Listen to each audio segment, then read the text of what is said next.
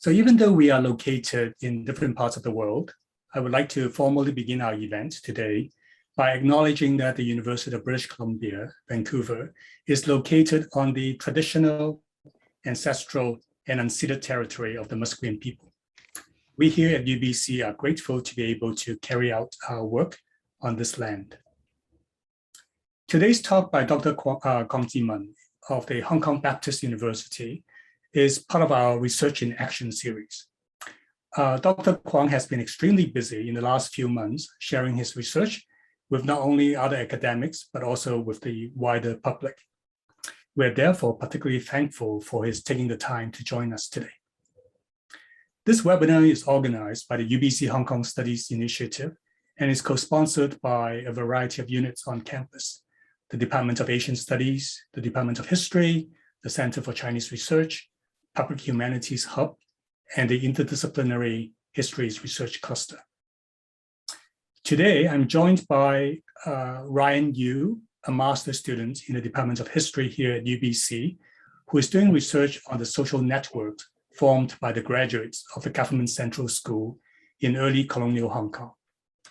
Ryan will serve as the moderator for today's event and will now introduce Dr. Kwong. Ryan. Thank you, Dr. Shin. We are glad to have Dr. Kwong here today to introduce his Geographic Information System project. Dr. Kwong is an associate professor in the History Department of Hong Kong Baptist University. He specialized in the military history and naval history of modern East Asia, particularly from the Sino-Japanese War in 1894 to 95, up until the 1970s. His publications include Eastern Fortress, A Military History of Hong Kong, 1840 to 1970, and War and Geopolitics in Interwar Manchuria. His work can also be found in Modern Asian Studies, War in History, and Journal of Military History. In his spatial history project, The Battle of Hong Kong 1941, which Dr. Kwong will introduce to us today, he uses Geographical Information System, the GIS in short, to build an interactive web map about the Battle of Hong Kong. In recent years, researchers in the humanities fields adopt digital humanities tools and methods to apply to research and to deliver new knowledge to not only within the academia, but also to the public audiences for educational purpose. We are so lucky today to learn about one of these digital humanities projects from Dr. Kwong. So please join me and welcome Dr. Kwong. So thank you, Ryan, for the introduction, and thank you very much, Professor Shin, for organizing this event. And now I'm trying to share the screen to my PowerPoint rather than looking at my face. So can everyone see the PowerPoint? Yes. Okay. So thank you very much for coming tonight. In my time is 10 p.m. Hong Kong time, which is excellent for me because it's when my brain is the most clear. So today I'm going to present our spatial history or historical GIS project about the Battle of Hong Kong. And it has been a very long journey. But I'll try to sort of concise in my talk. So it will be divided into 4 parts. We have an introduction, we'll talk about the battle with the interactive map, and then I'll have a sort of a brief introduction about the project from the beginning of it to its completion. And furthermore, I will also talk about the use of the project in the future in different aspects. So basically, it's a very important battle about Hong Kong, of course, and somehow it is also related to Canada because there was the Sea Force consists of around 1,900 Canadian soldiers were sent to Hong Kong, and it was a fairly confusing and intense battle that took place in 18 days in different parts of Hong Kong. So, but in the past decades, we have many research about the battle. So there has been numerous books, really, around 100 or more, from serious academic studies to memoirs and so on and so on. Different kinds of works have been devoted to the battle. But at the same time, some of the details of the battle remains confusing. And at the same time, in Hong Kong, there are so many historical structures related to the battle that are left unexplored. So this project is basically an attempt to try to relate or link up the physical space of the battlefield with the events and the people's experience and so on, with put them all together into one digital humanities project that at the same time can allow the academics and conservationists or educators or the general public to really understand the battle and this part of the military history. And of course, this is not the first spatial history or historical GIS project about military history. It is actually there are many similar studies on different topics, but this is the first study of this kind about the Battle of Hong Kong. So we will try to use this system to look at the Battle of Hong Kong in a rather concise manner. We won't try to go into every detail of the battle. For those details, you can always go into the interactive map and to see the detail. So just a very general background. The battle took place from 8th of December to 5th of December 1941. Took place in around 18 days, and when the Japanese attacked Hong Kong and other British and American and Dutch possessions in Pacific and in Asia Pacific. So in Hong Kong, there was a multinational garrison consists of people basically from around the world. We'll talk about this in detail later. There were 13,000 of them, and facing a much stronger Japanese forces who had the control of the air and had absolute advantage in firepower and numbers. So after 18 days of fightings, of course, Hong Kong fell to the Japanese hands, and both sides suffered some casualties. The British, of course, the garrison, of course, suffered a lot more, and Hong Kong then entered a period of Japanese occupation that lasted for 3 years and 8 months, and it really caused a huge humanitarian disaster for its residents of all ethnicities, really. So the population of Hong Kong declined from 1.5 million down to 500,000 by the end of the war. The city was actually in starvation when Japan surrendered, and there were lots of tragic stories about individuals' experience. So without further ado, I shall share with you the interactive work map. So basically, we can just look at the middle side part of the map without looking at the map menu, which I will introduce to you about their functions later. But so basically, this system shows how did the Battle of Hong Kong unfolded in 18 days.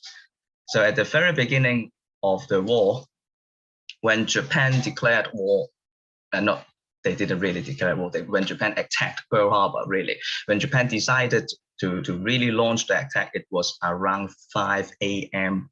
8th of December 1941, Hong Kong time, and as well as Singapore time. And the British garrison was actually prepared. They were in position because 1 or 2 days ago, the British were already trying to mobilize the garrison because they received news about the incoming Japanese attack from different sources.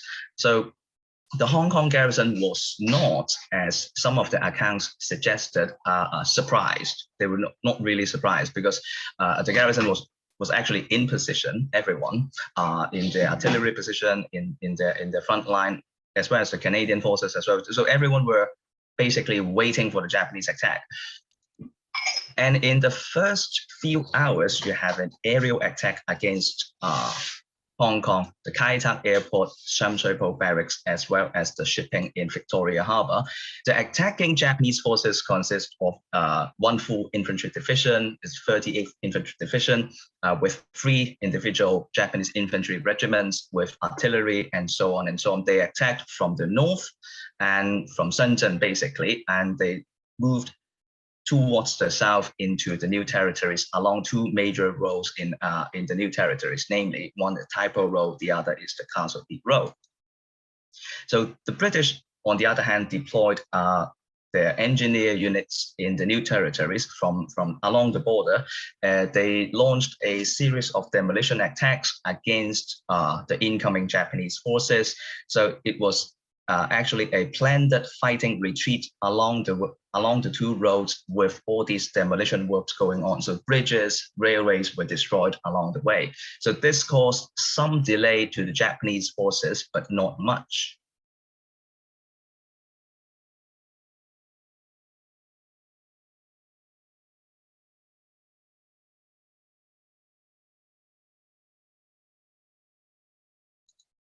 So by the end of the first day of the battle, the Japanese already had advanced towards the line of the Tai Shan and faced the so-called Drinjinkers line, the main British defensive line on the mainland. So it was the British actually faced huge odds, really, because on the mainland the British had only 3 infantry battalions, and facing the full Japanese division as well as 1 full artillery brigade. So in terms of numbers, in terms of firepowers, the British were not really up to what they were facing. But the whole plan was not to fight indefinitely on the mainland on the Drinjinkers line, but it was only an attempt to delay the Japanese advance in order to allow the British garrison to prepare for the defenses on the island, which we will discuss later.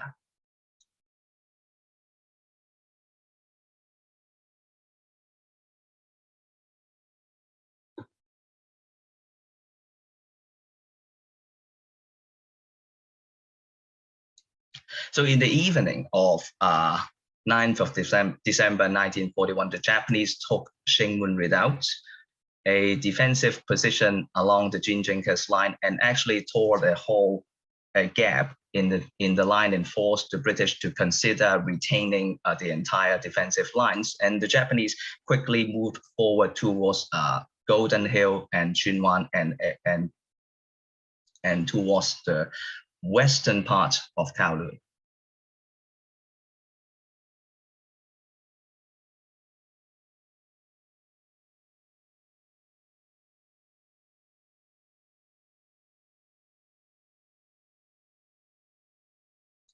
So on the 11th of December, the Japanese forces approached Kowloon from the north, and the British decided to organize a withdrawal from the mainland to Hong Kong Island. Because the evacuation was planned long before the war, and it was drilled for several times, so the entire evacuation process was actually quite smooth. So basically, almost everyone got out. So it was a mini Dunkirk situation, in fact.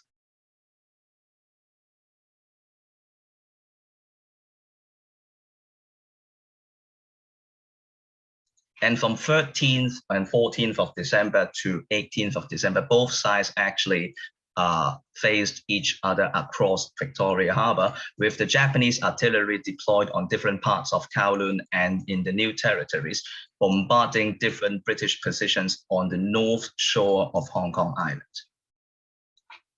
So there were not much military movement along in the area.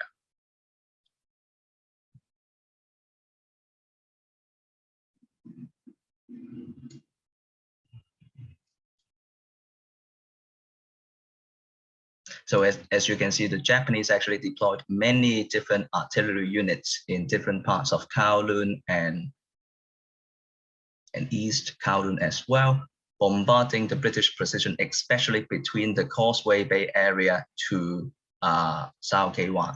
And on the 18th of December 1941, in the evening of that day, the Japanese landed their 3 regiments, most of that 3 regiments, along the way from North Point to Sao Kei Wan. So in the first 2 waves already consist of 6 full battalions, around 6,000 men. So facing those Japanese forces was the Rajput infantry, Rajput battalion of the British Indian Army of around 700-800 men. So you can see they could not really stop the Japanese from attacking.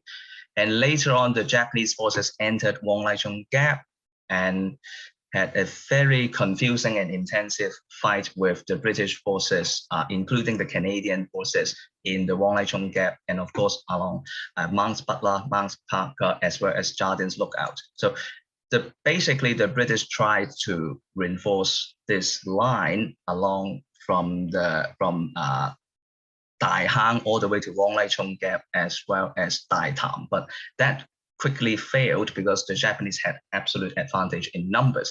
So the Japanese forces pushed towards Wong Lai Chung Gap, and at the same time, the British tried to reinforce the gap from different directions. And at the same time, the British East Brigade, holding the eastern part of Hong Kong Island, withdrew to Stanley. So we can see in the following timeline the general situation.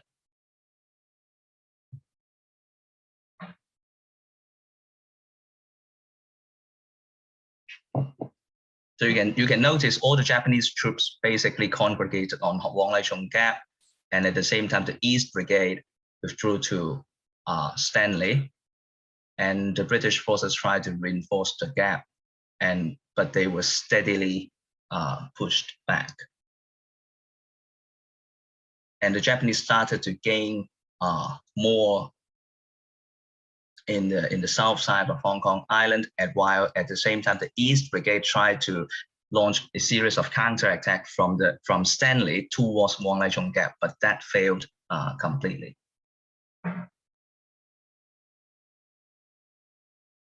But at the same time, Japanese forces also sent reinforcements from mainland to Hong Kong Island.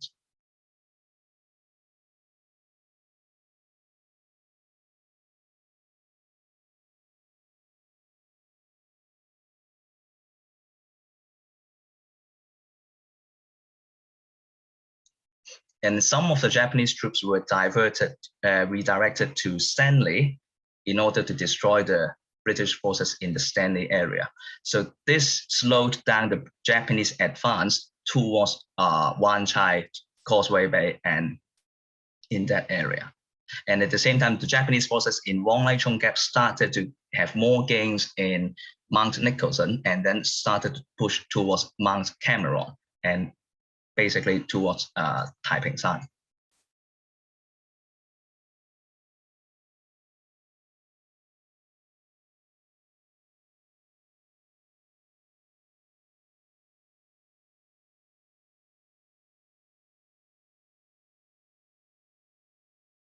And the Japanese continued to deploy artillery units on Hong Kong Island from Kowloon, so that they could actually bombard the British position on Mount Cameron held by the Canadian forces. And the British forces in the Causeway Bay area started to falter because of the Japanese pressure.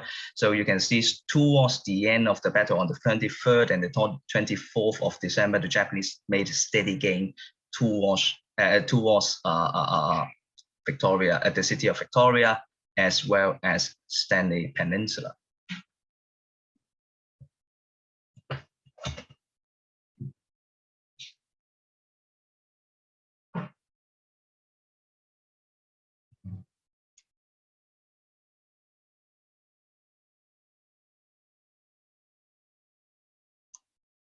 So in the evening of the 24th of December, the Japanese forces attacked Stanley Peninsula and broke through several lines of defenses, and eventually reached the St. Stephen's College, and there was a massacre of the medical personnel there, and as well as the wounded soldier. And eventually the Japanese forces reached the premises of the Stanley prison.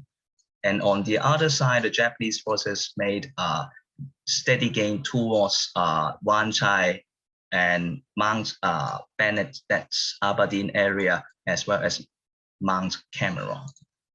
So basically by then, the defenders were basically hopeless, and on the 25th of December, the British garrison surrendered in the afternoon at around 3 p.m. So that's the end of the Battle of Hong Kong. So this map allows us to really have a smooth view of the whole thing.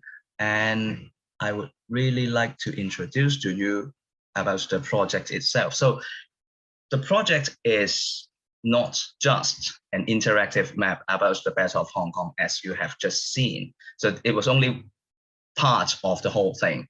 And I would encourage you to click on the link to view the interactive map in your own computer, because through Zoom, when I was playing this just now, there would be a slight delay in terms of the movement of the units. But if you click on the interactive map in your own computer, there wouldn't be such a delay. Anyway, so this project is not just about the Battle of Hong Kong, the unit movements of the Battle of Hong Kong, but it is also an online database about all the related historical structures, which we will show them to you later. And it is also a database of almost everything you need about the Battle of Hong Kong, for educators, for conservationists, and for commemoration purposes. And initially, this project was started in 2018, really, 2018, when we tried to think of new ways to present our research on the military history of Hong Kong. So, of course, I have been doing working on this theme, the military history of Hong Kong, since around 2010, and it has been really a problem for me to reach out to the wider audience because of the subject itself, as well as because of the difficulties of presenting my research in different ways. And of course, by then I was not tenured. So in a university setting, if you're not tenured, you don't try new things, basically. You would rather publish and get your tenure. So after I'm tenured, so I tried to think of new ways to really present our research. And then digital humanities is definitely the only way to go. And among all these different methods, I choose spatial history, that's historical GIS, because it seems that in our generation, everyone is really familiar with Google Map. I'm sure most of you would use Google Map almost to a day-to-day basis. So that is why I try to create interactive historical maps that navigates very similarly to Google Maps in order to tell our stories. So our initial project, which is a very small one, is about the British Army Age Group and underground resistance organization that stayed in Hong Kong during the Japanese occupation. So it works like a story map. You scroll down and have the full story, just like an interactive report of some of the news agencies would do. But at the same time, I think oops, sorry. And later on, sorry, I need to check my PowerPoint. Okay, sorry. And then we started to create a number of conceptual arts about the project. So this is the first conceptual art I created myself using Microsoft Office in order to try to make my team to understand what we are trying to do. So initially, our idea is that we have historical map layer, and then we started to put the units, the historical structures on the map in a digital way in order to present the Battle of Hong Kong as what you have just seen. And then, sorry. And then we started to actually build up the database by categorizing different military historical structures and then put them on GIS databases, in this case, Google Map. And then we started to have different layers of historical structures, layers and layers of information about not just the static historical structures, but also the unit positions. So we'll show you how we did that later on, but there would be, the database looks something like this, really, mainly layers and layers of Google Maps. So after created this kind of databases, we try to put them together using codings into a large website. That's what you have just seen. So this is the early version of these, and we have different historical layers, historical map layers, which we will show later. But for some reason, we should not do it now. And then the next step is actually the design of the user interface and the user experience part, which is very important, I think, in our projects, because for many years as an academic, I started to work as an academic for 10 years, in fact. So I published mainly in textbooks or journal articles. Yes? Dr. Kwong, sorry for disturbing. You are still on Yeah. the screen of your map, so I think you should change it back to the PowerPoint. Yeah, sorry. I'm so sorry. Sorry. So can you see the PowerPoint now? Yeah, this is the PowerPoint now. Yeah. Now it is the PowerPoint. Oh, I'm sorry. Sorry for being so confusing. Anyway, so did you see the previous slides? Not really. So Not exactly. would you mind? Oh, I'm so sorry. Sorry. So let me show you some of the initial screenshots. So this is the original sketch of our project. This is what we would like to do at the very beginning of our project. So we're trying to really create an interactive map. So this is a basic sketch we did. And later on, we try to do the database through Google Map. You have different layers of information. We plot every military structures on the Google Map, and then we try to plot down all the position of the different units on the Google Map as well, and show the different movements, and by dividing different time slides as well. And then we have early projects of these, and then we try to find different historical map layers. One of them is the 1939 version of the British War Office Hong Kong map. The scale was 1 to 20,000. The other is a Japanese map layer, 1 to 20,000 or 1 to 1,500,000, I forgot. And another is a Japanese layer as well. This particular layer is very interesting because it is the map used by one of the Japanese units that attacked Hong Kong. So you can see all these Japanese markings on the map, which shows the Japanese understanding of the British defenses right before the Battle of Hong Kong, which we will discuss in detail later on. As for the user interface and user experience, I think this is the most important part of the project. I have been writing books and journal articles for more than 10 years, so I have zero idea about how to make such interactive map work. So we consulted several commercial agencies on user interface design and commercial ads experience and so on. We try to ask them if they can help us to design a user interface for a historical map, which they have never did anything like that. So eventually we came up with this design, which is not perfect, I would say, I would like to say, but so far we can use it at the moment. So on the one side, you have the map menu, which you can select different map layers. That means the background map for viewing. And then you can select different unit symbols. You can turn off the unit symbols. These are the unit symbols in traditional NATO system. And you can select the graphical system, which was the more graphical things you have just seen. And you can select also different historical map layers, structure layers from coastal batteries, anti-aircraft gun batteries, observation posts, headquarters, different historical structures, which can still be found in different parts of Hong Kong. I think one of the best thing about this project is that you do not have to visit Hong Kong to see these things. You can actually have access to these structures. You can have a look at them, know what they are through this map.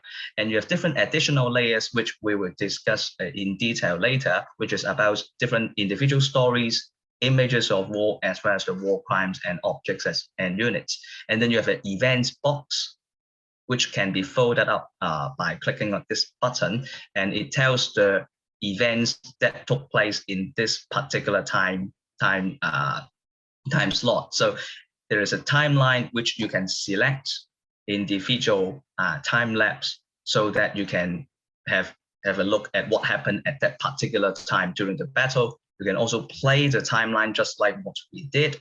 And there's a time indicator which tells you the time and date of what you are looking at. And on the other side, on the right-hand side, would be the information box for the units, for the historical structures and different things, which I'll show you later. And here are some useful links of the project, and on top would be about and etc. So it really works like a Google map, but on a historical with a historical theme. Anyway, so the project consists of different layers, as I said. One of them would be the historical map layers, as we just discussed. There were 3 of them. One of them would be the British military map that was used in 1939. But it happens that there was a 1941 version of Hong Kong map. There was no such a map exist. This is the 1939 version with 1945 updates, but it's not a complete update as well. So the next update would be in the early 50s or even slightly later. So we can only use the 1939 map to represent Hong Kong at that time, which is not perfect because, as you can see, some of the areas are not really clear. Oops. For example,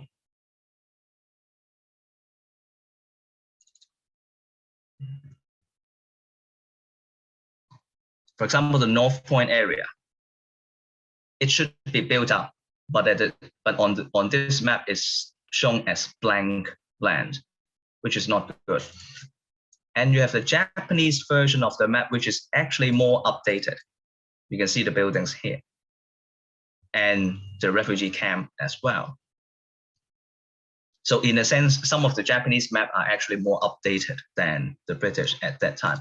And you can see the different description written by the Japanese intelligence officers or staff officers about the situation in Hong Kong.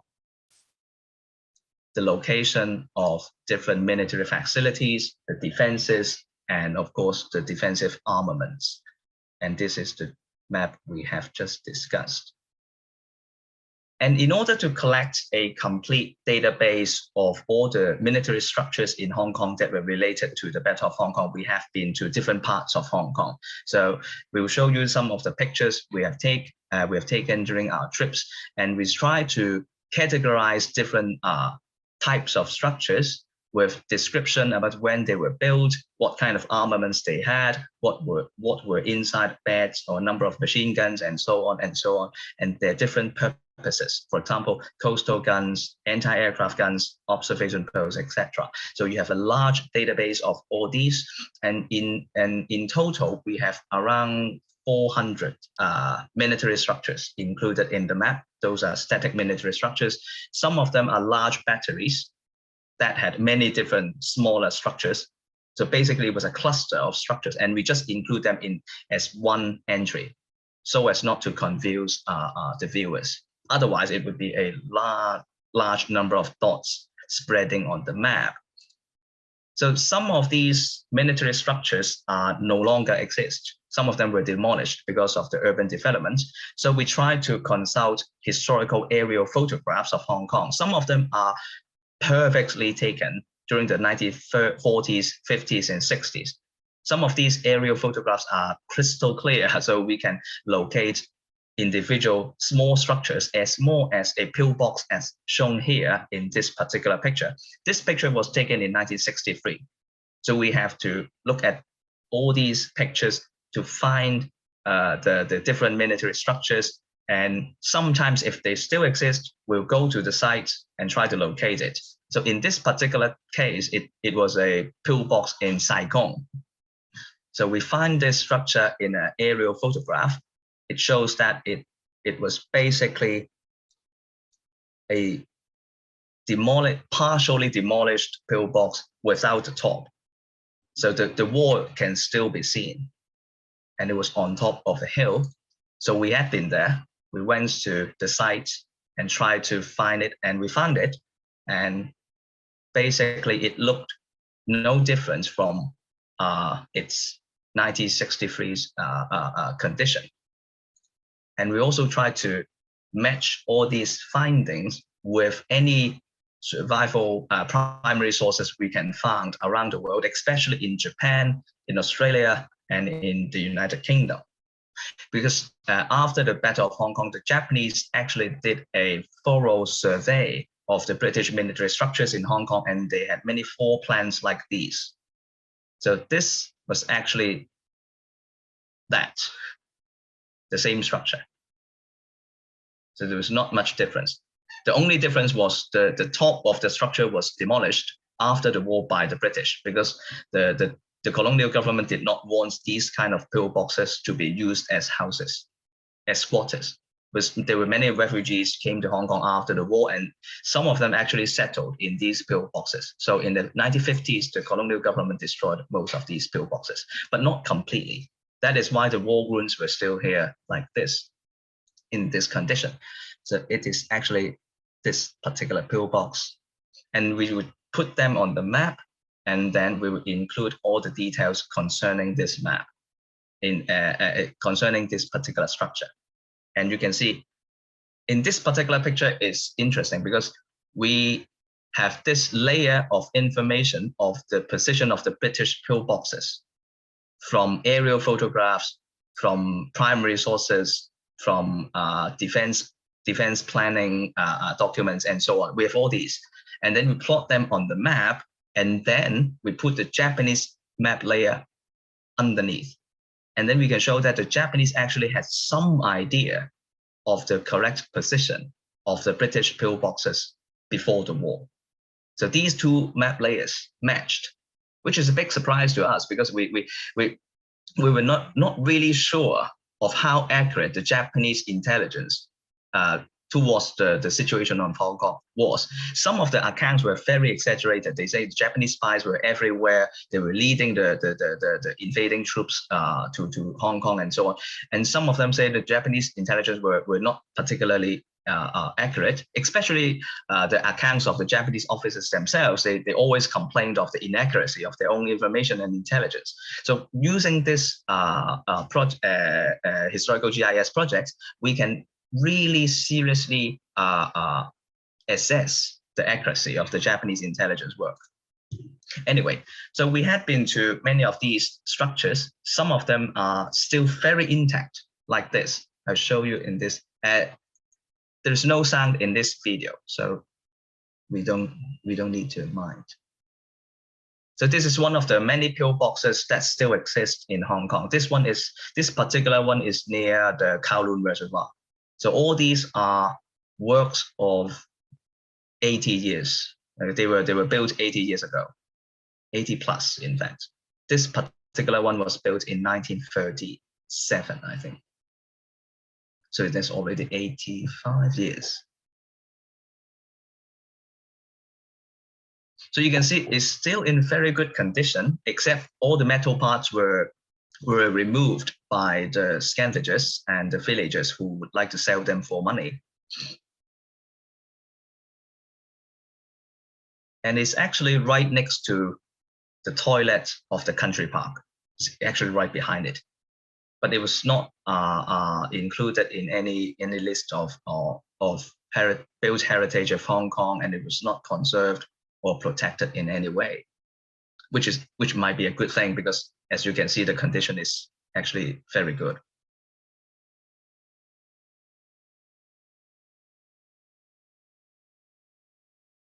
So these are the machine gun loopholes, 2 of them, which would accommodate 2 heavy machine guns for the garrison.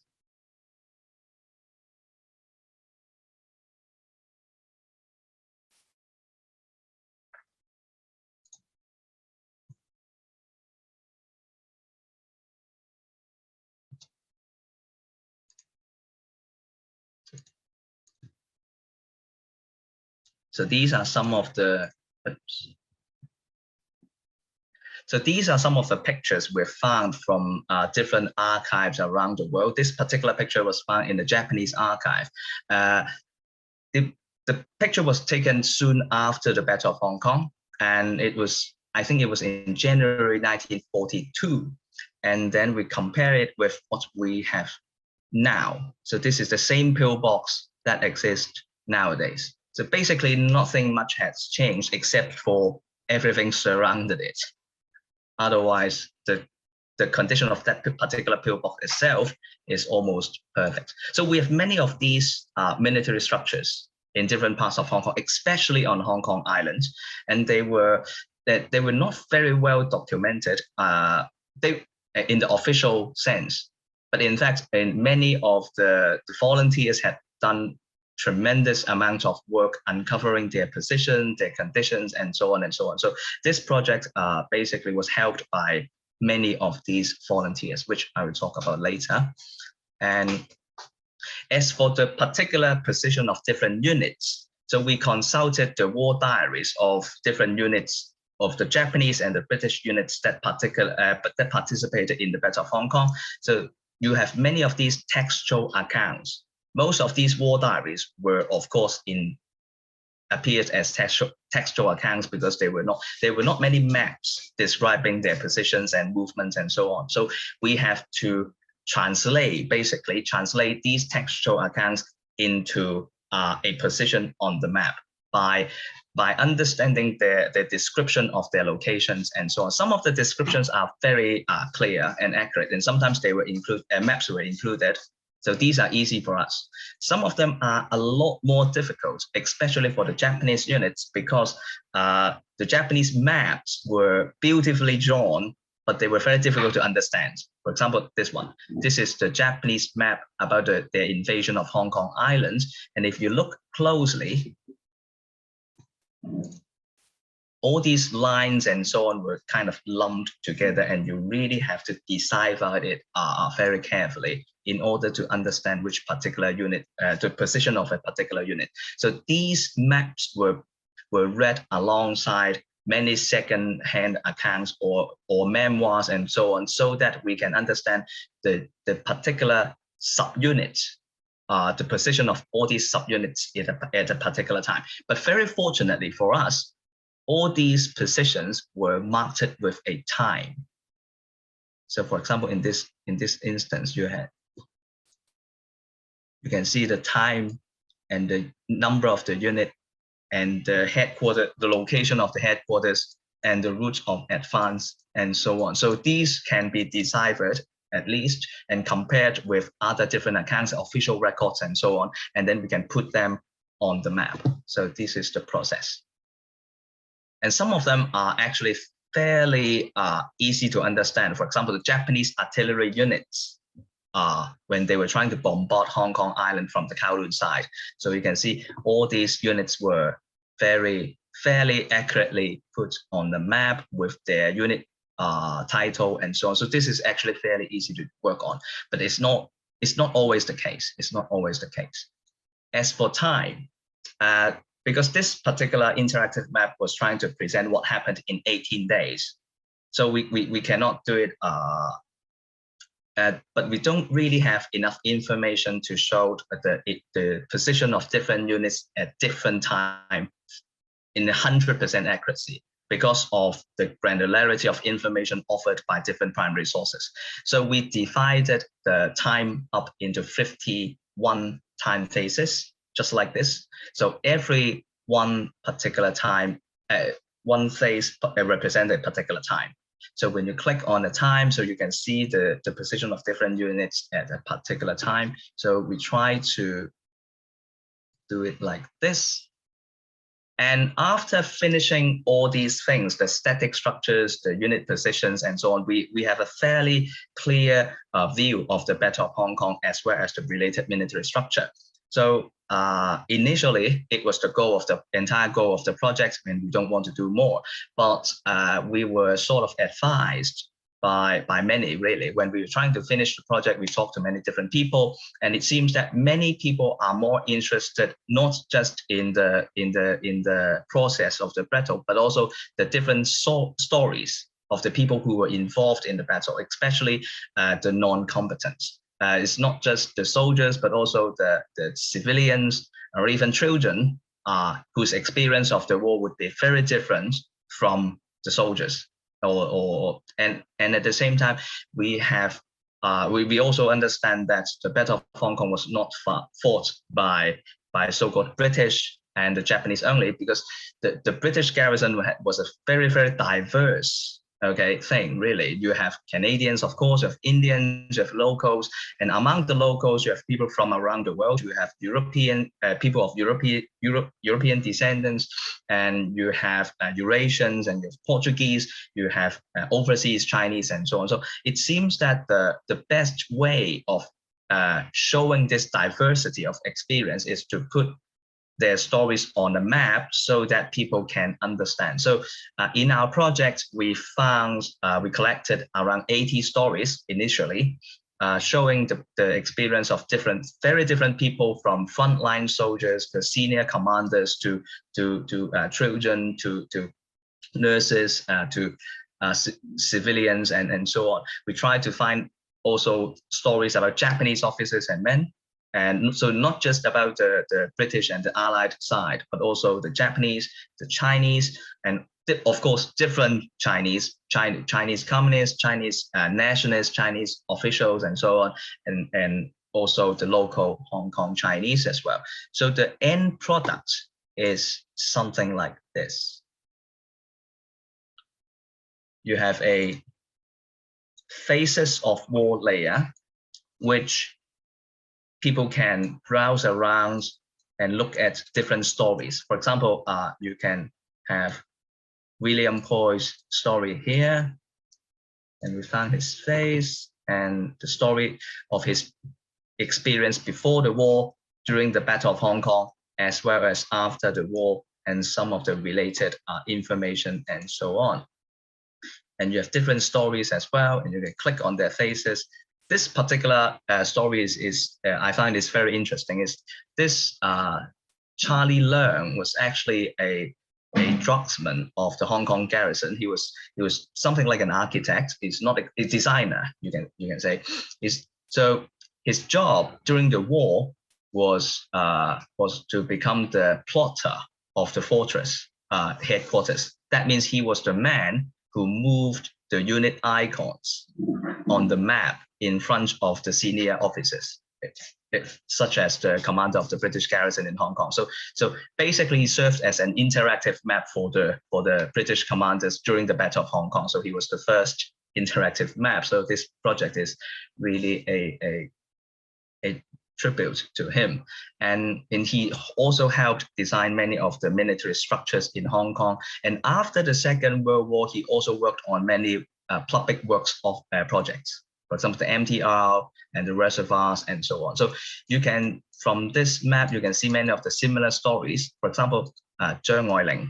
Zhang Weilin was actually an air raid precaution warden during the Battle of Hong Kong. You can also see her story in the map. Chen Guanbao, who was actually a Hong Kong Chinese scholar who tried to save many of the books of the Hong Kong University during the Japanese occupation. So during the period, he left a very detailed diary about his life during Japanese occupation as well as the Battle of Hong Kong. So this map also showed his experience.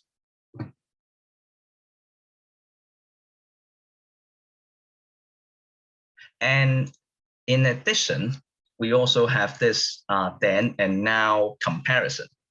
So in order to really maximize the potential of digital humanities in presenting history, we also included many historical photographs about the Battle of Hong Kong, and these pictures were taken during the battle. And we tried to collect these photographs from different sources. One of them, the most important of them, being the Japanese magazines that were published immediately after the battle in early 1942, because there were many photographs taken during the 18 days of battle, and we can still buy the copies of these magazines from different sources, especially from Japan, and then we scan these photographs and try to put them on the map where these pictures were taken. For example, I can show the map as well. So all these historical photographs are put in the images of war layer. As you can see here, all these pictures in different parts of Hong Kong were shown. For example, in this picture, you have the Stonecutter Island in 1941. So it was taken from the Japanese reconnaissance plane. And for example, this is a very familiar picture, but it was actually taken after the Battle of Hong Kong when the Japanese were shooting a propaganda film about the battle. And some of the pictures are actually quite surprising to me. For example, this particular picture, as you can see the How Park Garden here and the tower here, which was demolished around a decade ago. Yeah, and the garden as well. So it's Auburn Hall's home. And you can see the Japanese were actually shelling the place because they thought this particular tower was being used by the British as an observation post. So this picture was from the National Institute for Defense Studies, Japan. So it's from the Ministry of Defense. So you can see all these different pictures in this layer.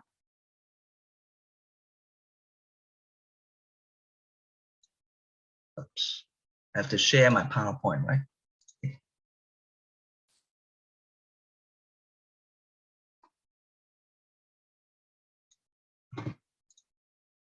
And there are some new insights which we obtained from doing the project as well. But I think there wouldn't be enough time for me to do that because I think the time is now 11:45, is it? It's 7:55 here, so it's 10:55 in Hong Kong.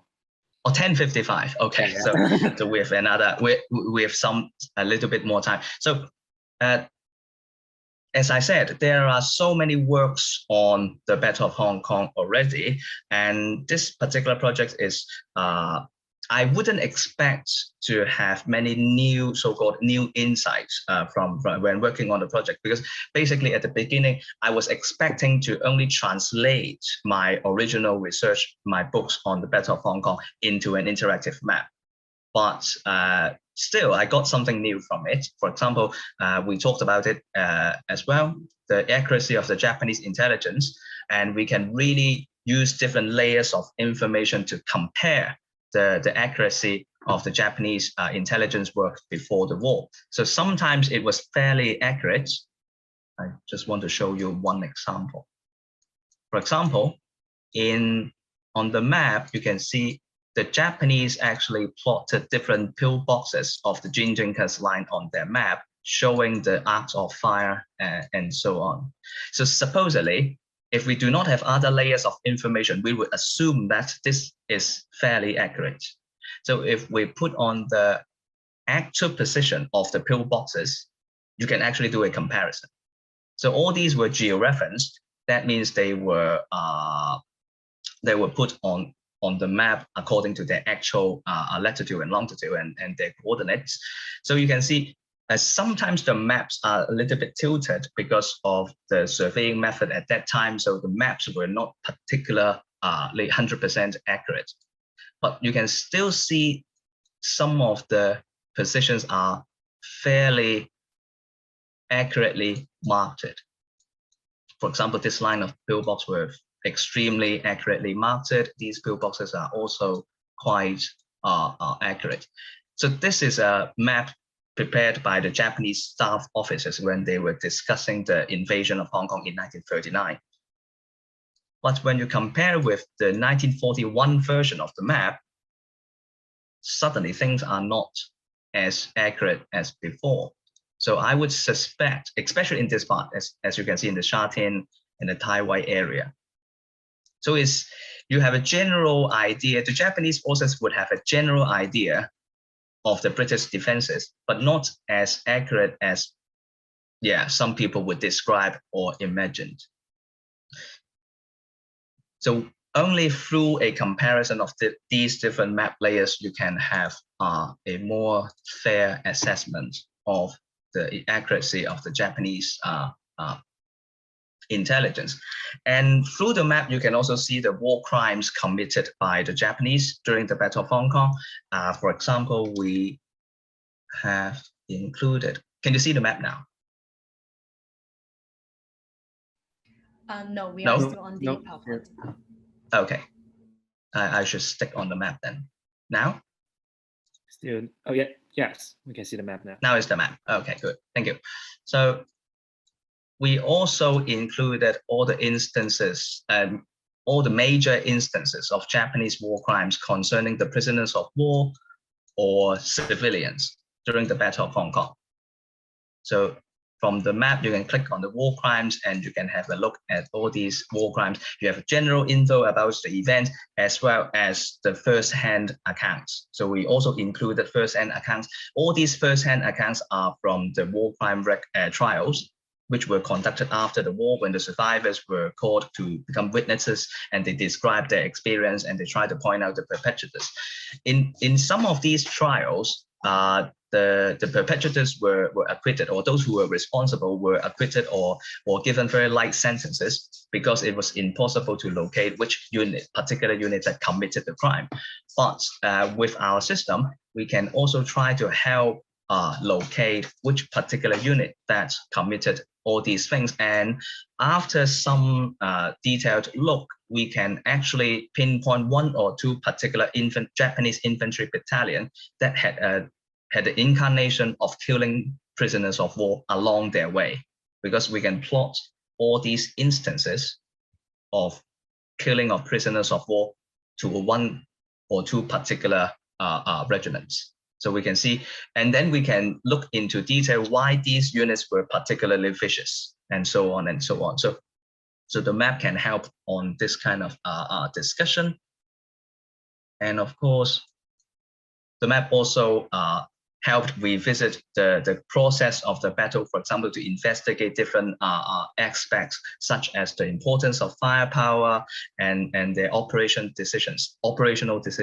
And we are going to publish an article about these military aspects I think in December in the Canadian Journal of Military History. So I wouldn't bother you with the details here. And if you are interested, we can discuss that later. And what's next? So this project is an ongoing one. We will not stop updating it because it's a very large project. It was started in 2019, and the supposed deadline of the project would be mid-2022. But even after that, we are planning seasonal updates. So we will try to update the entire map every 4 months, to include more stories, more historical photographs, and include more historical layers. One of the layers we planned that was about the scars of war, which means the structures in Hong Kong that still bears the scars of the Battle of Hong Kong. For example, in the clock tower in Tsim Sha Tsui nowadays, you can still see the bullet marks, and they will take pictures of these bullet marks and put them on the map and show that where you can still see the scars of war. So the conservation of one of the major goal of this project is the conservation of these historical military structures. So we now provided the government with a fairly complete, I'm not saying 100% complete, but fairly complete list of the historical military structures that were related to the Battle of Hong Kong. For example, the pillboxes in Wong Lai Chung Gap, these were well-known places, and of course the government had already planted a number of explanation panels and so on. So we would definitely like to have more of this kind of explanation panels in different historical military structures around Hong Kong, and then we can tell their stories and so on. So these are some of the structures, and this particular pillbox was near, it was actually near Aberdeen Reservoir. There was a typing mistake here. So it's actually right next to a set of barbecue sites. It's right next to a barbecue site, but there wasn't any explanation panels and so on, so people have no idea about what they are. But there are many of this kind of pillboxes. So I think this map will help people to understand them. And especially in October, we launched the mobile version of the map. So you can have access to this map from your mobile phone as well. And another important aspect of this project is the knowledge transfer aspect. So we really are very happy to have many contributors from Hong Kong and actually around the world who gave us historical photographs, who helped us to locate some of the historical structures and filled up many gaps in our stories as well. And some of them I actually wrote about the stories of their forefathers. For example, there were people whose grandfather fought in the battle or died in the battle, and they try to write their stories and send them to us, and then we can upload them on the map. And we are also helped by some of the websites about historical maps in Hong Kong. I would really encourage you to go to this website, because if you're interested in historical maps of Hong Kong, this is definitely the place to go, because there are so many historical maps of Hong Kong that are georeferenced. That means they were put on a historical GIS, and then you can have immediate comparison between the now and then, the changes of the terrain and so on.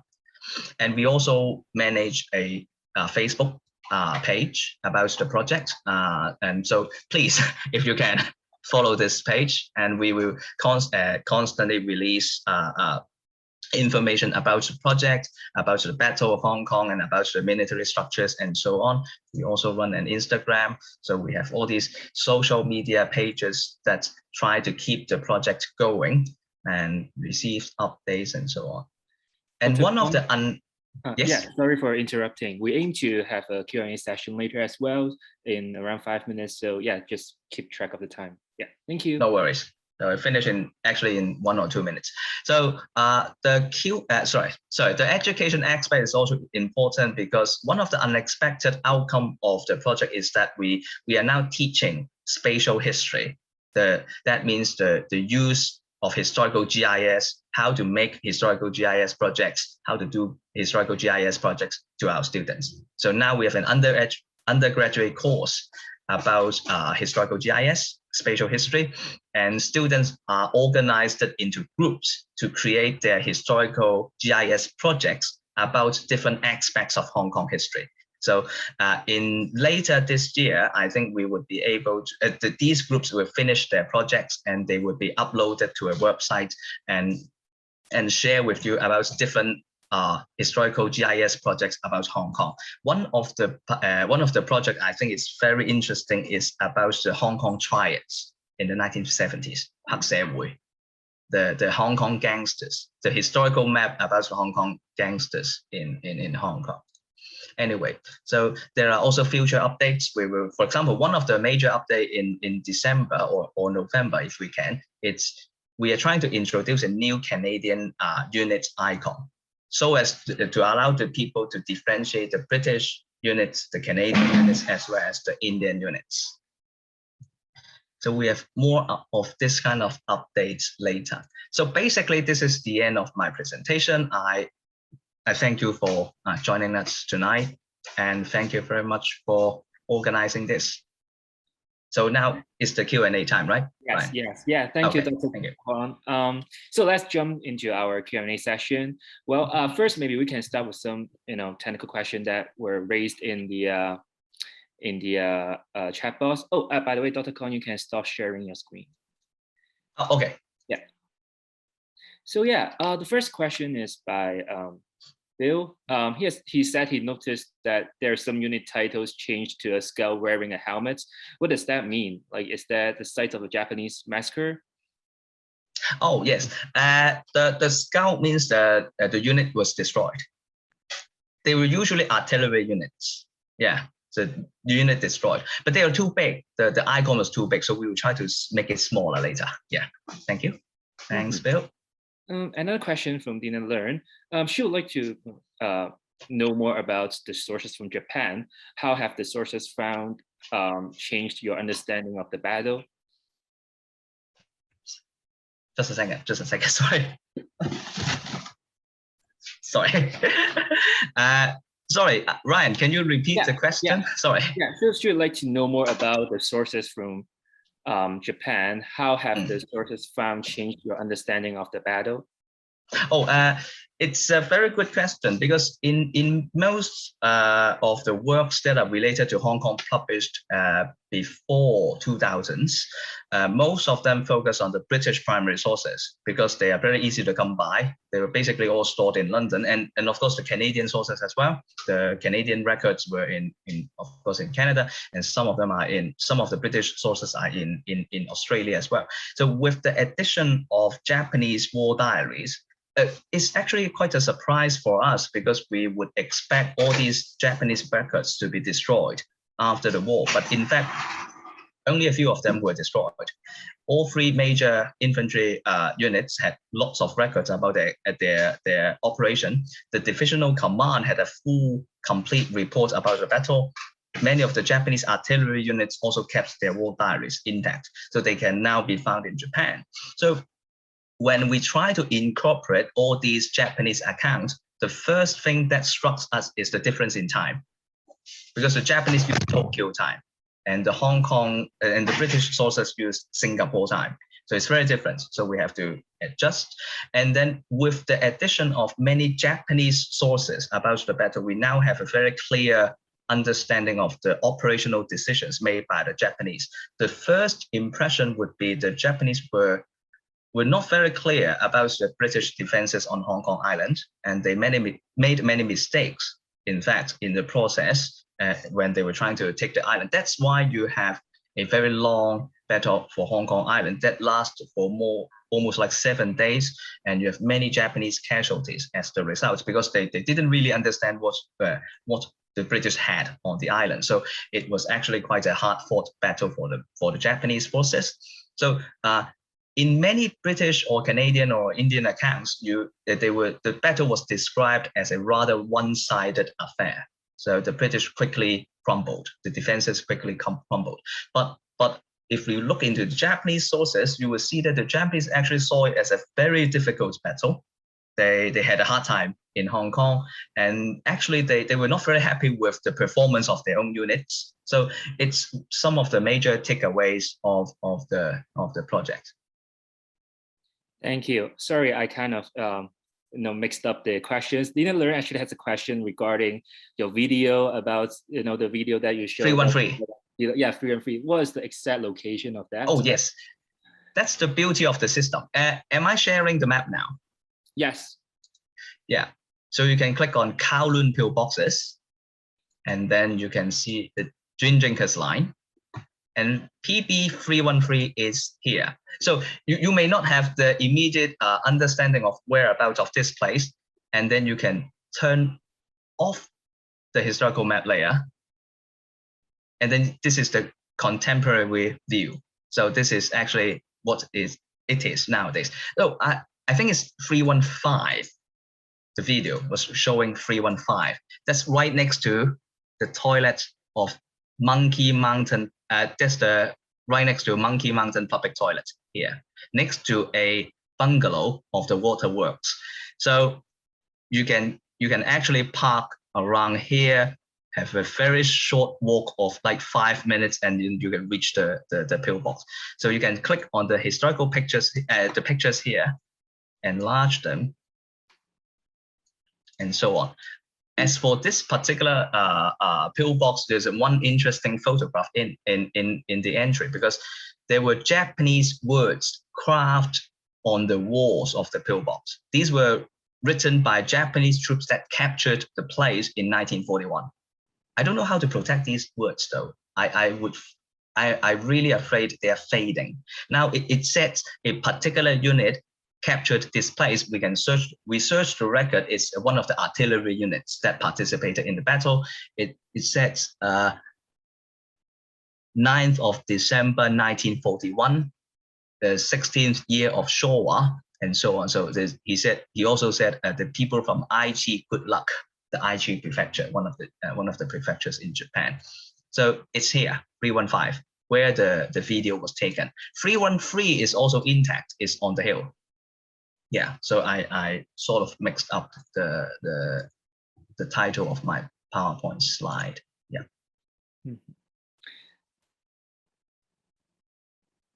Yeah, 315.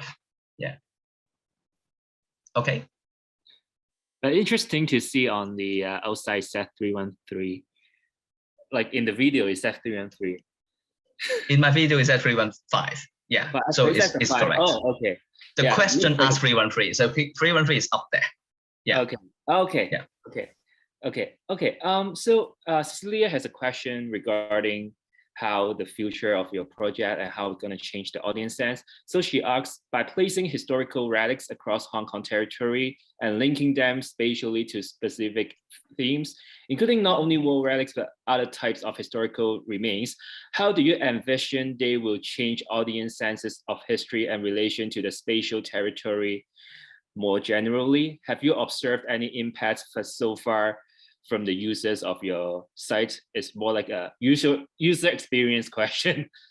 Yeah, I think the happiest thing I have heard so far is that when hikers went up and find something they cannot understand, they would check the map, which is very good because by then, and because it is now mobile compatible, that means as long as you have internet connection, which covers the entire Hong Kong island, fortunately. So there are instances when people who were upheld and when they saw the pillboxes and shelters and they could not understand what they are, they would consult the map. And once they click on the map and there are stories related stories can also be found, and they would understand, okay, this particular place was actually the front line of the Canadian of the Royal Rifles or of the Winnipeg Grenadiers, and on particular days something happens. And sometimes there would be more bonuses, like there would be phases of war entries, or a particular people died here, and a particular person died here, and oh, this is where John Lawson fell, and that kind of stuff. So I would really want to have more of this kind of stories to tell. Yeah. So the biggest problem now is that physically there is nothing at the site. So the best solution would be to have QR code panels installed near those sites that can be reverted back to the map. But that is, of course, a big project, and it's definitely on the part of the government and so on. And then, so it would be a long journey, but I think that can be done bit by bit, I suppose. Yeah. So and as for the sense of history, sorry, I would also like to say a few words about that. And sometimes it's actually quite good when people have a look at the historical photograph and have the comparison of what they are nowadays, especially for example, you have Peninsula Hotel that still exists, the Clock Tower, and so on. But sometimes this cannot be done because the entire urban space changed completely. For example, Causeway Bay, Wan Chai. Wan Chai is okay because you have the air raid shelters. There's something left. But for Causeway Bay area, which was actually a very intensely fought battlefield, there's nothing there. Leighton Hill, it became a huge, luxurious housing estate. If you want to have a view of the Leighton Hill and you're not the resident, I'm not a resident of that very expensive place. I want to go up, but now I cannot. So yeah, so sometimes it's actually quite sad. Mm-hmm. Yeah. Oh, yeah. I think many of the audience will also like to contribute to the project. Like Fiona, she said, is there any opportunity to contribute to the project as a volunteer from overseas? First of all, a big thank you, a huge thank you. We definitely would like to have people to help us, and please contact me in my email. Yeah, I'll see what we can do. In fact, there is another team of it is a Canadian team working on the map of Hong Kong as well. You have Project 44. There's a group of brilliant GIS experts who did a very extensive map about the Canadian experience of Normandy. In fact, not just Canadian, but also German forces, Germans and British and Americans. And now they are trying to make a Hong Kong map as well, and they will do the 3D terrain. We also have future plans about the 3D terrains and so on. So we are actually in contact with them and see what can be done together. So please let us know if you would like to help. Thank you. Great. So another question is, we saw that you introduced this project to some of the university students. Do you think is this question from Angus? Do you think there is any scope for high school students to get involved as well? Originally, I would not expect high school students to do that, but to my surprise, in fact, 1 or 2 schools in Hong Kong are actually doing that without knowing about our project. So I just find those schools out after this project is finished. So it's the easiest way to sort of invite the high school students or early undergraduate students to historical GIS is to use ArcGIS, the story maps system. Story map is the easiest way of doing this. Story map. Yeah, story map is easiest. That's our original small project. The BAAG project is the system that we used because it's fairly simple to use. You do not have prior knowledge in coding. So all you have to do is a database and some graphics, beautiful graphics, and you try to put them together. It's basically a work page design tool. So with time, everyone can do that. And in fact, in my class, I asked my students to use story map because none of them are trained in coding. So it's actually that's the link. Thanks. And that's the system. It's actually free.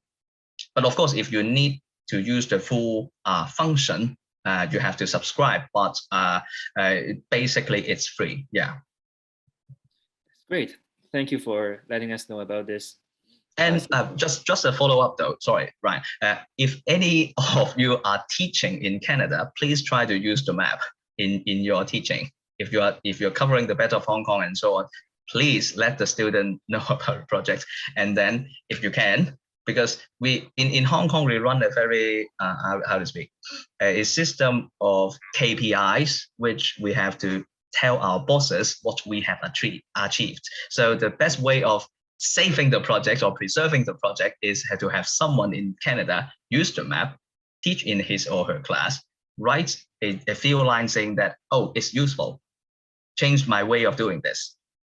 Voila. Then we can submit it to our bosses saying that, please don't kill the project.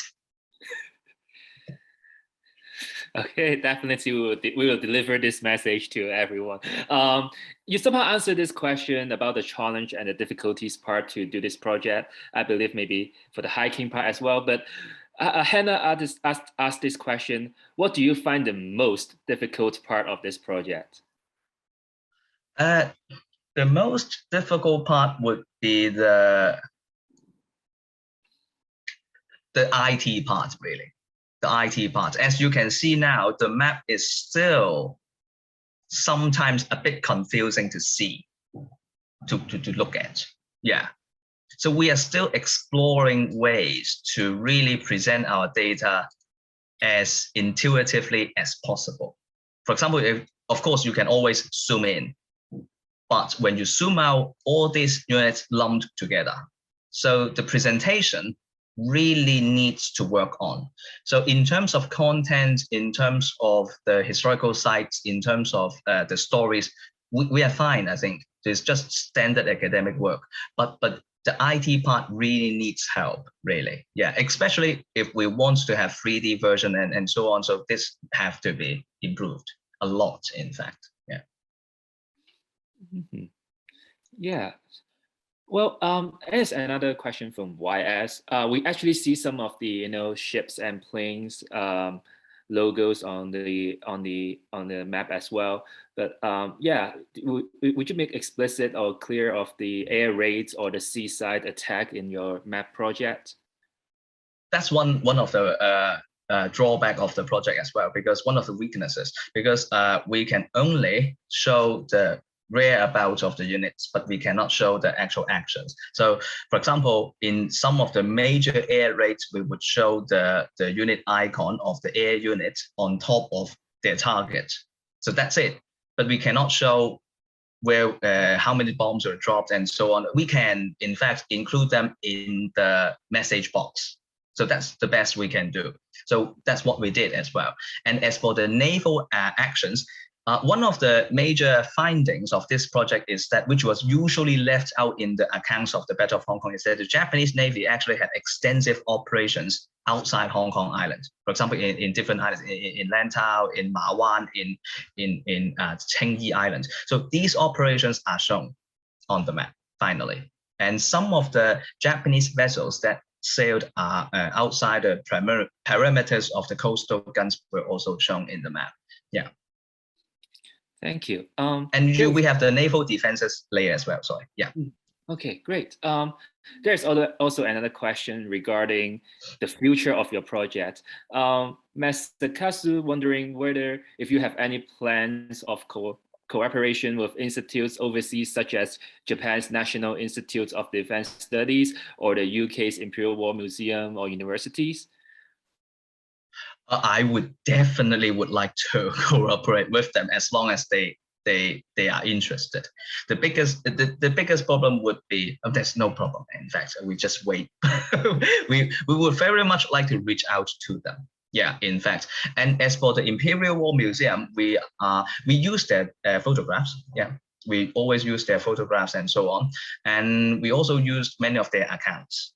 For example, the Imperial War Museum contains many first-hand accounts about the battle. Some of them are memoirs of the officers and so on. In fact, General Mokbe, the commander-in-chief of the Hong Kong garrison, had his scrapbook stored in the Imperial War Museum. So many of his pictures and his account are actually used. As for the Japan's National Institute for Defense Studies, it's a major source of information. So we borrowed many of the Japanese war records from them, but we don't have any formal cooperation. And in fact, one of the hidden places where you find useful information is the Yasukuni Shrine. Yeah. So there is an archive in Yasukuni Shrine. Go into the archive, and actually there are some of the Japanese war records in there about the Battle of Hong Kong as well. Yeah. Mm-hmm. Yeah, and also another question regarding the future of your project. Do you see any obstacles in this project, like any obstacle of maybe advertising it or to deliver it to the public, not only in Hong Kong but maybe also outside the world? The biggest enemy we face is the algorithm of Facebook. Okay.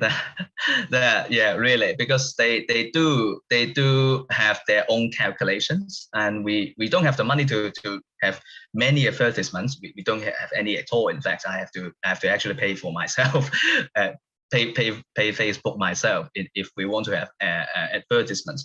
But I think we will have a place. Okay, we would not be deleted easily if this system can be used in schools, which it is. In fact, from January next year, we will release a simplified version. What you are now looking at is a complete version of the whole system.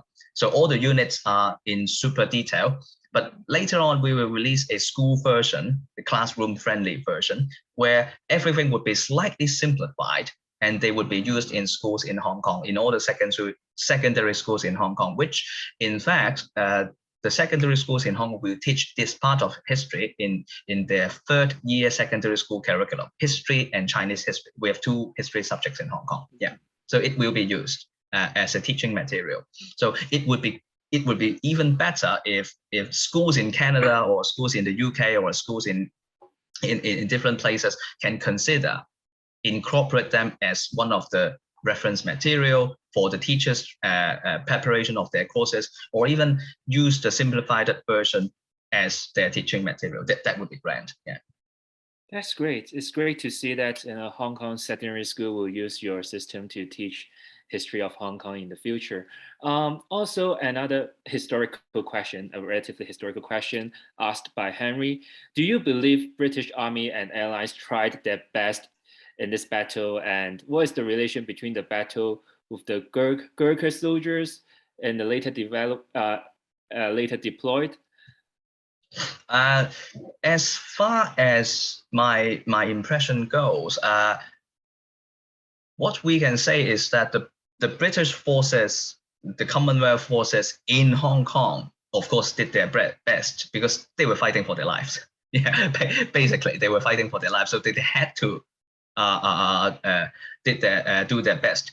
But whether the Allied forces, it's very difficult to say whether they did their best, but the Allied forces faced a big problem as they were trying to prepare for a war against Japan, and Japan strike in the middle when they were preparing such a war. So this is a big problem because, of course, Britain was actually fighting Germany, Italy, in Europe, North Africa, Atlantic, and of course, in the Middle East. So it was a huge war going on. So they did not really have what they want, especially for example, for people like Mokbei. And when he was a commander-in-chief in Hong Kong, he asked for many things. He asked for more men, he asked for heavy artillery, he asked for anti-aircraft guns, he actually asked for a squadron of fighter. Lawson also did when he arrived in Hong Kong, he asked for more things. So they were not delivered, not because London did not care, but because, of course, London was fighting a global war. So it's very difficult to say whether they tried their best or not, but those on the spot apparently did, because first, they did cause many casualties on the part of the Japanese, and secondly, from the Japanese perspective, they expected the Battle of Hong Kong to be finished in like 4 days. But at the end of the day, it was for the 18 days, and some of the facilities in Hong Kong, which they would like to capture intact, were destroyed. For example, the coastal guns, for example, parts of the port facilities, for example, the Royal Naval Dockyard. So some of the facilities in the dockyard. So for the Japanese, it was not a perfect victory they would expect. Let's put it this way. As for the Gurkhas were deployed in Hong Kong in 1947. They were not involved in the Battle of Hong Kong, of course, but the reason that the Gurkha soldiers were used, of course, was because of the independence of India and Pakistan. So in fact, one sort of related issue is that before the Battle of Hong Kong in 1941, there was an Indian unit in Hong Kong, which was called Singapore Royal Artillery. The unit was very similar to the Gurkhas, the post-war Gurkhas, really, because it was a home unit for Hong Kong and Singapore. The soldiers were recruited from India, but many of the soldiers who, after their service, stayed in Hong Kong and lived in Hong Kong. So it's very much like a Gurkha experience, but the unit was destroyed in 1941. It was not resuscitated. It was not revived. So that was gone in history and it was long forgotten. And then you have the Gurkhas. Yeah. Great. Thank you, Dr. Kwong, for answering this question. And I think it's already 8:30. Shall we hand the stage back to Dr. Shin? Yes, thank you, Ryan, and thank you so much, Dr. Kwong. And I know that well, first of all, this is tremendous research. I think all of us who are here, who have listened to your presentation, are just in awe in terms of how much work that has been put in by you and your team, no doubt. I'm sure there's a big team behind you. And the care and the thoughtfulness in putting together this research. And of course, it's ongoing effort as well, right? So this, I'm just in awe. And I'm also struck by the liveliness of the conversation so far. So for those who are interested, please stay behind for another 10, 15 minutes. Dr. Kwong has agreed to stay behind. So yeah, feel free to stay behind to chat. So for now, we do want to wrap up this formal session. So before that, I want to just say thank you to Ryan for moderating this conversation. Thank you very much. I want to thank Sonia, my student helper, to doing all the work behind the scene, including designing the wonderful poster for the event. So thank you, Sonia. And so, and thank you, the audience. I know that given the time, we may not have too many from the UK or Europe, but I know already that we have people from Australia, from Japan, and no doubt from Hong Kong, and of course from Canada. So Dr. Kwong, you should know that there's a great deal of interest, right, in this subject matter and in your research. So anyway, please join me in thanking Dr. Kwong. Thank you very much. Thanks for your kind words, and we try to survive in Hong Kong.